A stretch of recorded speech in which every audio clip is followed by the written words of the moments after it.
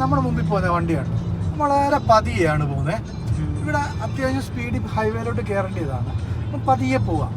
പക്ഷേ നമ്മൾ നല്ലൊരു ശതമാനം ആളുകൾ എന്തോ ചെയ്യും, നമ്മൾ പുറകെ ഇരുന്നുകൊണ്ട് ആ ഫ്രണ്ടിൽ പോകുന്നവരെ ഭയങ്കരമായിട്ടും ചീത്ത പറയും.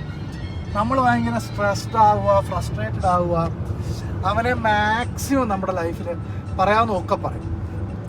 നമ്മൾ ഒരു എക്സിറ്റൂടെ കഴിയുമ്പോൾ നമ്മൾ നമ്മുടെ എക്സിറ്റ് എടുത്ത് പോകും, അല്ലെങ്കിൽ നമ്മൾ വഴിക്ക് പോകും, അവർ അവരുടെ വഴിക്കും അങ്ങ് പോകും. പക്ഷേ നമ്മൾ ചിന്തിക്കാത്തൊരു കാര്യമുണ്ട്, നമ്മൾ എത്രത്തോളം നമ്മുടെ സ്ട്രെസ് ഹോർമോൺസിനെ ആക്ടിവേറ്റ് ചെയ്തു, എത്രത്തോളം ദേഷ്യം പിടിച്ചു. പിന്നെ ഈ ദേഷ്യം കൊണ്ട് നമ്മൾ എങ്ങോട്ട് പോകുന്നു, നമ്മുടെ വീട്ടിൽ ചെന്നിട്ട് നമ്മുടെ പിള്ളേരോട് ദേഷ്യപ്പെടുന്നു, ഭാര്യയോട് ദേഷ്യപ്പെടുന്നു, അല്ലെങ്കിൽ മറ്റുള്ളവരോട് നമ്മൾ ആ ദേഷ്യം മൊത്തം പ്രകടിപ്പിക്കുന്നു. അവരോ ആ ഫ്രണ്ടിൽ പോയ കാറുകാരൻ എന്തെങ്കിലും പറഞ്ഞോ, പിന്നെ അവൻ്റെ വഴിയിൽ അവൻ്റെ വീട്ടിൽ പോയി. അപ്പം ചില സാഹചര്യത്തിൽ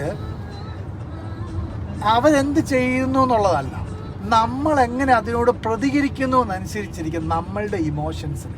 അപ്പം ആ കാറുകാരനെ അങ്ങ് വിട്ട് കഴിഞ്ഞാൽ ഉണ്ടല്ലോ, നമ്മളുടെ ഇമോഷൻസിനെ നമ്മൾ കൺട്രോൾ ചെയ്യാൻ സാധിക്കും, നമുക്ക് ഒരു സമാധാനത്തോടെ ജീവിക്കാൻ സാധിക്കും. അല്ലെങ്കിൽ നമ്മൾ പറയത്തില്ലേ, വഴിയെ പോയ വള്ളി എല്ലാം പിടിക്കുക എന്ന് പറയുന്നത് സിമ്പിളായിട്ട് പറഞ്ഞാൽ ഇതാണ്. വഴിയെ പോയ ഒരുത്തൻ്റെ ചീത്ത പറഞ്ഞ് അവൻ്റെ വഴിക്ക് പോയി നമ്മൾ ആ വള്ളി പിടിച്ചുകൊണ്ട് അവിടെ ഇരിക്കുക.